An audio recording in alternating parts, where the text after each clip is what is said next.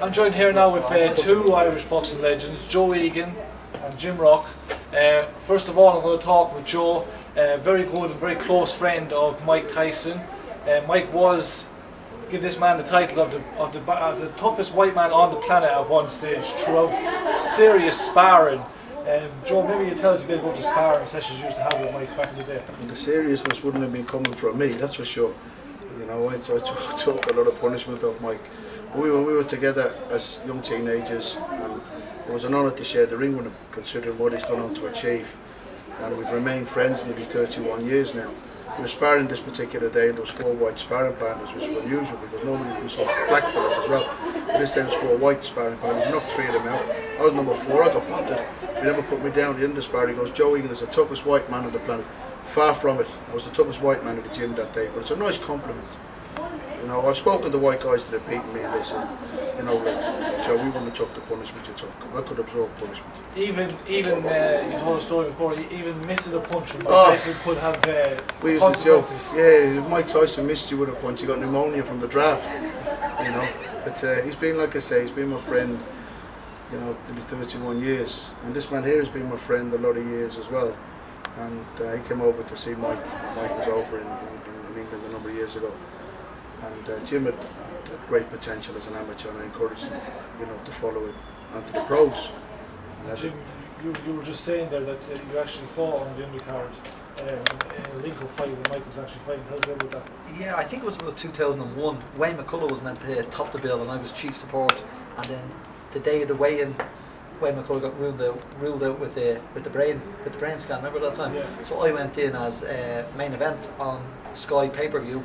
And then straight after me, they switched to America for the link-up, and Tyson fought. I think he fought Galata that night, but it was a great experience to be on the same sort of it was a great experience to be on pay-per-view, full stop. Yeah. But to be on the link-up with Mike Tyson was great. You know what I mean? It was a great honour for me. And you're also doing a bit of TV work now, RT for the broadcasting for boxing. How's that going for you? Yeah, it's going well, but unfortunately, there's not too much pro boxing now, so it's dried up there. You know, and I don't do the commentary for the amateur boxing, so I only get the pro book. It's a shame about that, isn't it?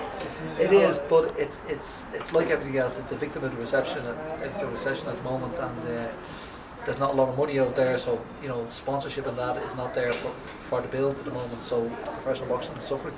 And Joe, just go back to, did you get a chance to see any of the Irish lads in the Olympics? I watched it on the telly. I didn't get a chance to go down, and it was unfortunate that the boy John Joe Nevin, he'd had that one extra fight compared to, was it Luke Campbell, the English kid? Because he'd only had 3 fights, and I think John Joe Nevin had 4. So Luke Campbell was that little bit fresher. Because otherwise, I think John Joe Nevin I think would have beaten him. He got the silver, and then Katie Taylor. Oh, fantastic! I sparred with her dad, Peter Taylor, so did Jim. He was a tough man. I sparred with him up to 2 years ago, believe it or not. And I remember Katie as a little girl looking through the ropes. Tough man. You know, oh, he's a very, very tough man. But what Jim said there earlier on, when I made my comeback after 12 years out of the ring, I had a write-up in the Boxing News, and they said George Foreman made the comeback after 10 years, Big Joe Egan made the comeback after 12 years. To get mentioned in the same paragraph as George Foreman was such an honour, and like what Jim said, the box on an undercard of Tyson, you know, topping a pay-per-view bill. It's such a big from such a small country like Ireland, like just to it's quite humbling for us, you know, considering what these guys have done. It's something, as I always say about professional boxers, like you get paid to fight, you'll spend your money, you know what I mean, but what you achieve in that stays with you for the rest of your life. Cannot be taken away from you. You're immortalised. Great, you know? You're immortalised. Jim's immortalised in his achievements in boxing, and he had some great achievements. And my achievements, I didn't do well as a pro. I've done okay as an amateur. You were happy with that, Joe? I wasn't too keen on the running. He done well with the women. So maybe he spent too much time. I'd say if he spent a bit more time in the gym and spent a bit more time perfecting his art in the boxing ring as much as he did outside it with the boards now, he would have done very well. He was a champion with the boards now. And Joe, just to finish off the interview, can you tell us a bit about your film career, where that's going? It's going well. I'm getting a lot of offers for gangster roles and tough guy roles. I've just finished the film. Yeah, it suits me down to the ground, you know. They're not going to give me a love scene, you know, so I've just finished a film with Ray Winston called Lost in Italy. I've just finished a movie with Robert Vaughan, both good parts, called The Magnificent 11. They're both due out soon. I've been very fortunate. My agent doesn't have to do much work. parts I'm getting has been a knock-on from each film that I do. Meet people, production company, directors, cameramen, and they recommend you then, because I pride myself on my manners, you know, and when I go on the set, I'm polite, and then people remember that. It's very shy.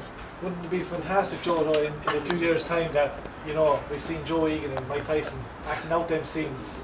Oh, well, I've signed the rights for my book to be a film. Mike has done a letter of intent to say that he'd do something with the movie, so it's in the process of getting done, and fingers crossed to get somebody good looking to play me.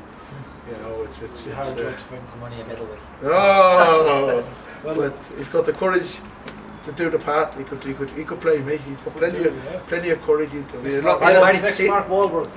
married. I could never play him because I'm married. I wouldn't be allowed. Let me tell you, he's more skilled than me, right? A lot more skilled than me, but with equal courage. And I think every fighter that climbs in through the ropes, you know, you've got to admire that courage. Oh, listen, unbelievable.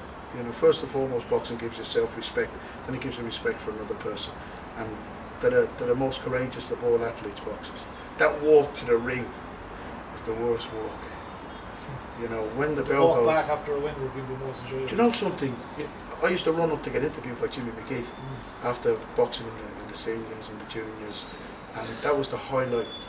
I didn't even, you know, acknowledge the win for a few minutes. Yeah. Get up if I won, or even if I lost. I used to get up to give Jimmy McGee an interview. That because my mother was sitting at home, she would never watch me box. Right. And watch the interview. She'd listen to the interview over the radio with Jim, you know, and I did the interview with Jimmy McGee over the radio, and I used to, oh, he's a gentleman. Yes. Right? He's a walking encyclopedia on boxing, and he's so loved. He's so loved. And when Mike came over and did the event in Dublin, he knew who Jimmy McGee was. Yeah, Mike knew who Jimmy McGee was, like, you know, because he's legendary in boxing circles. You know, like I say, he's a walking encyclopedia. He's also a gentleman into the bargain, and he seems to have been around forever. And I hope he's around forever. Yeah. You know, if anybody deserves to live forever, that man does, because he's been so good to everybody. Well, that's the memories of two boxing legends here from Ireland. It's great to catch up and chat with them, and tune in to irishboxers.ie for plenty of more action here from Tolman Park. Thanks very much. Thank you. Thank you. Was I supposed to press the record button on this? He has that rhymed off anyway. He used to do that word for fucking word again anyway. I got different interviews for different people.